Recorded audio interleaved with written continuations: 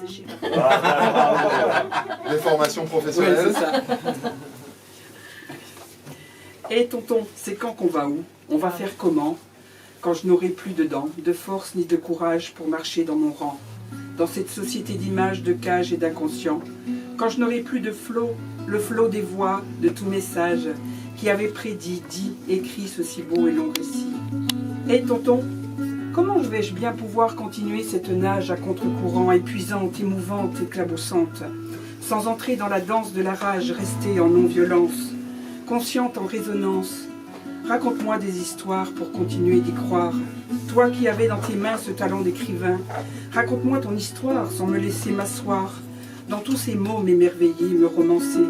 C'est trop haut pour les nouveaux rivages d'une société d'images dépourvue d'ordinaire, conditionnée, influencée par la télé-réalité, comme unique source créatrice, directrice, fondatrice.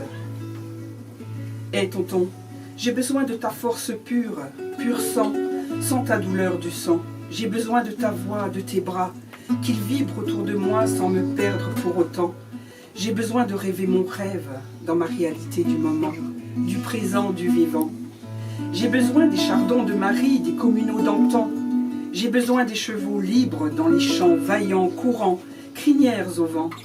J'ai besoin des petits restos aux odeurs envoûtantes, qui puisent dans leur terroir, leur savoir, leur or noir. J'ai besoin de tout ça, ici et maintenant, tout le temps.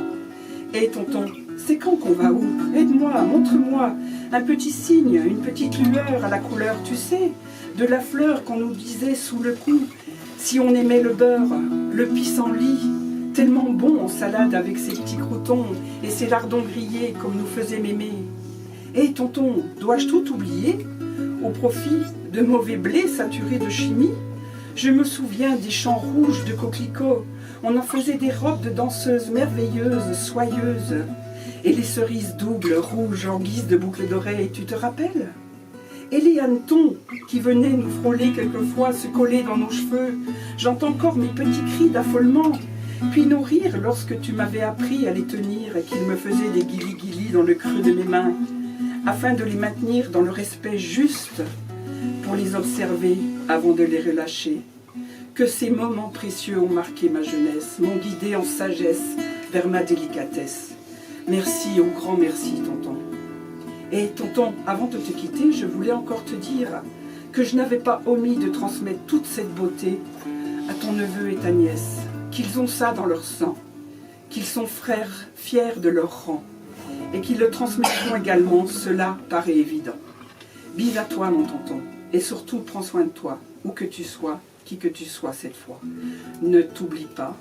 Et si une petite lumière de toi pouvait renaître en moi, perpétuer cette guidance, j'accepte volontiers. Je veux bien de nouveau croire en notre possible reliance, en la magie de l'histoire. Allez tonton, c'est parti. Départ d'une nouvelle tranche de vie. Wow.